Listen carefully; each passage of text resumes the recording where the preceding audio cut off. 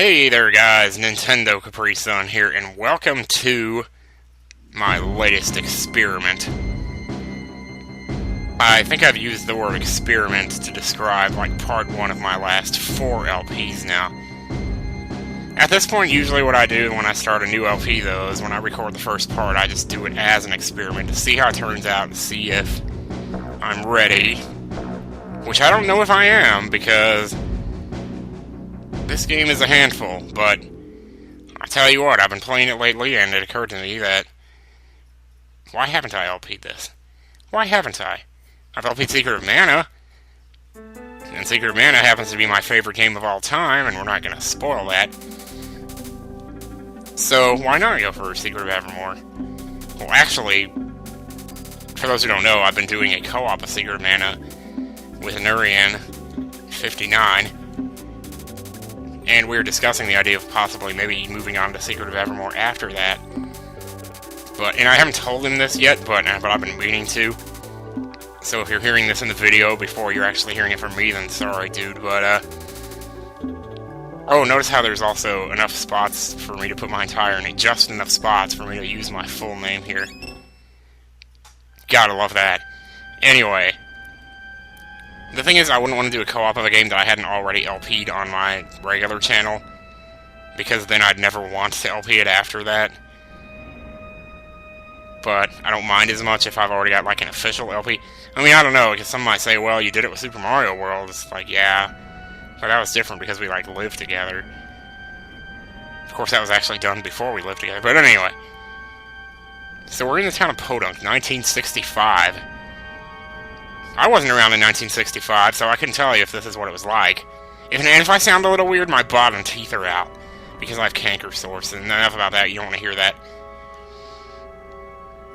But an experiment is about to conclude. And I'm going to try my best not to spoil things here, although I don't know how much there really is to spoil. So Secret of Evermore is an interesting game, because it plays a lot like Secret of Mana, but actually the games are very different insofar as they were developed by completely different teams. And, it was actually a lot of people believe that the reason we never got Seiken Densetsu 3 here in the United States is because we got this game instead. I don't know how true that is, but and Secret of Mana, for those who don't know, is actually Seiken Densetsu 2. So Seiken Densetsu 3 is more like the real sequel to Secret of Mana, whereas this was more like a spin-off. And there's your protagonist right there. So what's with the life preserver? What, kid, did you jump ship? I don't know, dude. So it's 30 years later, we don't know what happened with the experiment, some kind of explosion. We just happened to walk by where it happened. And it's playing Somewhere Over the Rainbow. Somewhere over... You know, it's in a minor key, so it doesn't really sound anything like it, but there's some other song that always gets accused of sounding like Somewhere Over the Rainbow, and I'm like, no, it doesn't, because it's in a minor key.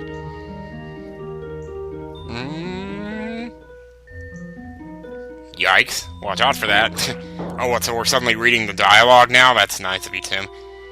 I'm not even going to ask what's going on with these statues on the outside of the building. They got boobs.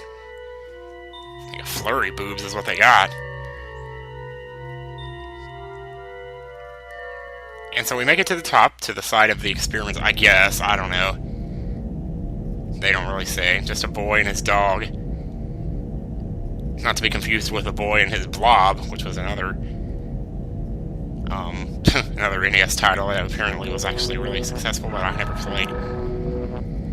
And you might have noticed in the dialogue there, I didn't really point it out, but the protagonist tends to make references to movies a lot. And this was like one of the big selling points of the game, according to Nintendo Power, or whatever I was reading at the time. Holy crap.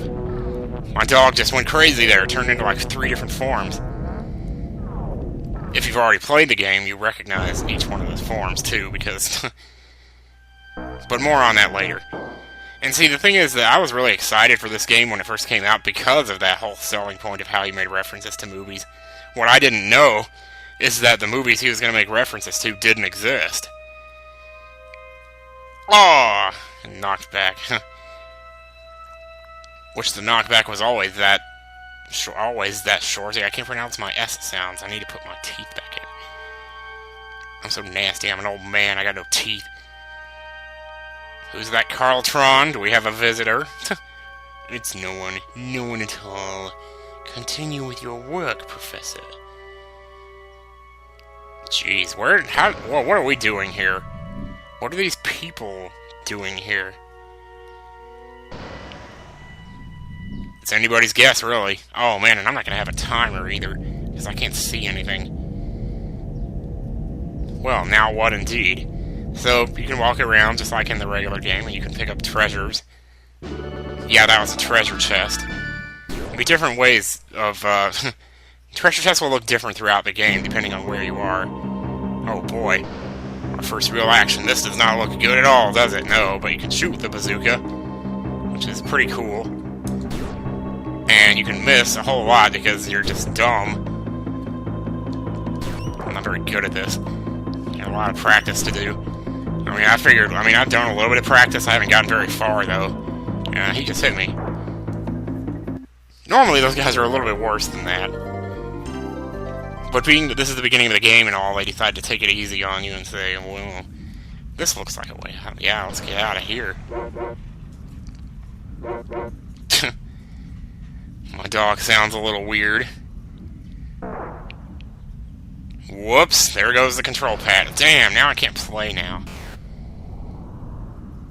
Well, yeah. Yeah, but as it turns out, the movies that he makes references to are all, like, made-up movies. Like, you know, as you'll see, they'll just make up movies with, like, these really outrageous titles. And he'll say something about, like, well, as so-and-so says, blah, blah, blah.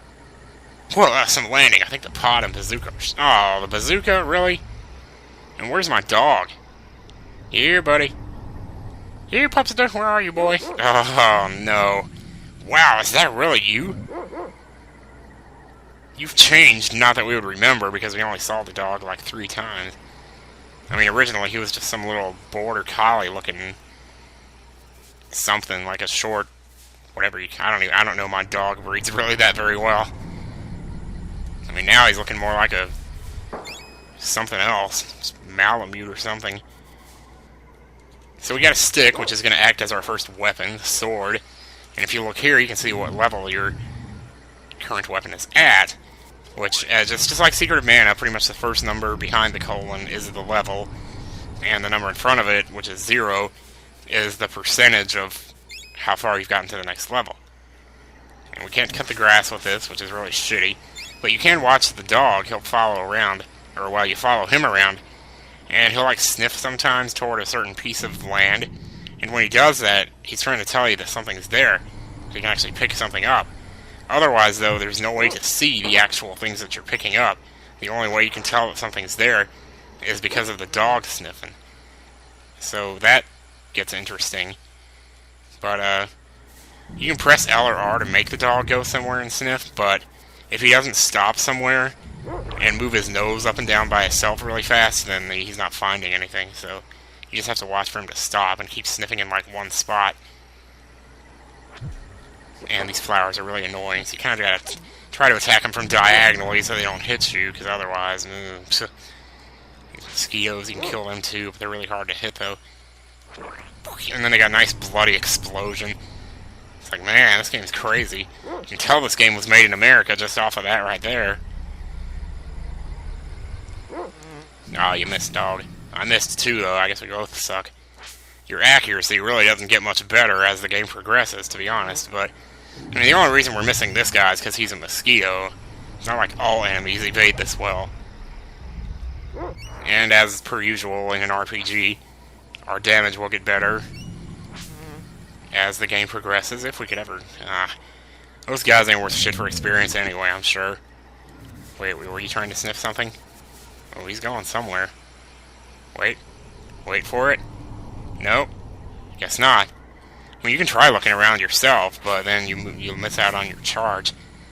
Because, as you might remember from, well, obviously I'm talking as if you play Secret of Mana, I don't know. I mean, I would think if you played Secret of Mana, you probably also played this game. But if you hadn't played this game, you probably haven't played the other one either. But if you haven't played this game and you wanted to check one of them out, probably better to start with Secret of Mana, whatever. Because it is the better of the two games. However, I will say that this one has its charms. And we will get more into that as the game progresses.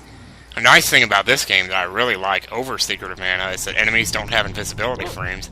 Or invincibility frames. Like when the dog hits them, you can just run in and hit him straight away right after that. And your both damages will count. You don't have to wait for the first damage number to disappear for the next one to take effect like you do in Secret of Mana, which is really cool. So we can look around here, but it looks like he's found something else. Is there something else there? How about that? I got some water. Now the reason we're picking up these items, I don't know if there's anywhere you can go to actually see these, because we haven't yet figured out. You can see I'm up to 6% on leveling up my Bone Crusher. Each weapon in this game, and this is another improvement from Secret of Mana, each weapon in this game only has 3 levels to build. So it's not so tedious to build weapon levels in this game like it is in the first one. And really, 8 levels per weapon is a little bit superfluous, and yeah, I'm just wandering around kind of aimlessly while I try to get stuff explained before we delve too much into the plot stuff, for what little bit there is a plot in this game, I don't know. Besides, it's not a bad idea if you level up. Like so. Nintendo Capri Sun reaches level 2. Yay. It's so weird to see my full name on the screen like that. So normally I have to call myself NCS, or I guess you could say that's another way this game improves on Secret of Mana, is it lets you put in a full name. I remember when I rented this game, because eventually you get to name your dog too, and I rented this game once, and the previous player saw their save file on the cartridge. They had named their dog Sphincter Spasms. Sphincter Spasms. I can't even say that. It's like a tongue twister. We probably need to heal up the dog. So we have the same... Oh, are you serious? I seriously just did that? Wow, I am dumb. I am dumb. Fucking dumb, super genius, fucking dumb. No, I'm just kidding. He's found something else. 2 parts clay. Alright. Let's move up. And a leaf falls to the ground just ahead. Don't pick that up just yet, or don't sniff that.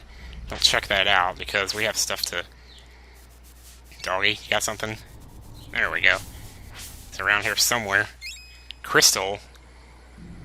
These things that we're picking up, actually, I suppose I could explain this now that we're on the subject. These are actually ingredients for casting spells. And it won't be too long before we get our first spell. Now, every spell in the game, normally, like in Secret of Mana, the spells cost MP. Just about every other RPG, that's how it is. Not so in this game. In this game, it's alchemy, basically. Every spell you cast consumes ingredients. And at some point, ingredients can be purchased, and thank God for that. So you can basically grind for ingredients the same way you would have grinded for, like, MP or whatever. You have a strange feeling. You're not the only one. Uh-oh. Here they come. Get ready. These are the Raptors. There's going to be 4 of them here. And this is actually... My dog's already dead. Wow, this could be bad. There we go. This can actually get pretty rough. Well, probably your best bet is to stand in the middle. Because when they come out for you, they'll come right for the middle, and then you can hit them. And, well, they can hit you too, obviously, but... Boom. They just walk right into your path like that. So there's 4 of them in all. They'll only attack you 1 at a time. But, shit. Kind of wishing I still had that pedal right about now. Boom, there's 1. This gains you very valuable experience, too. I don't have a dog biscuit or anything, do I? No, I don't.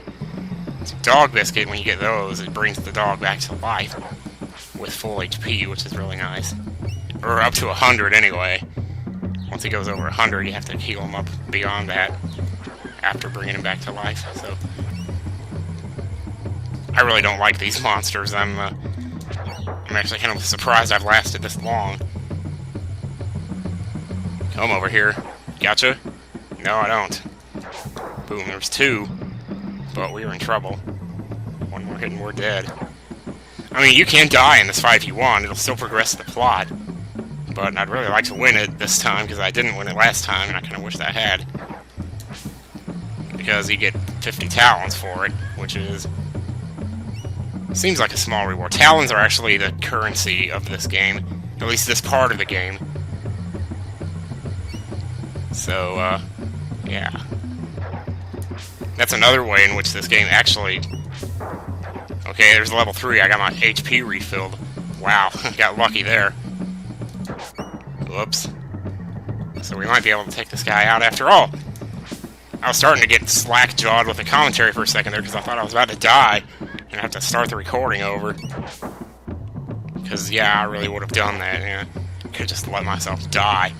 I probably would have let myself die because I'm fairly happy with how it's gone so far. The last of the Raptors always has more HP than the previous ones. I might die anyway here. Yeah. The hit detection on this one is a little... I'd say it's probably a little better than Secret Mana, actually. Sometimes on Secret Mana, it's just really awkward. So your dog can still walk around after he's dead, which is peculiar, but...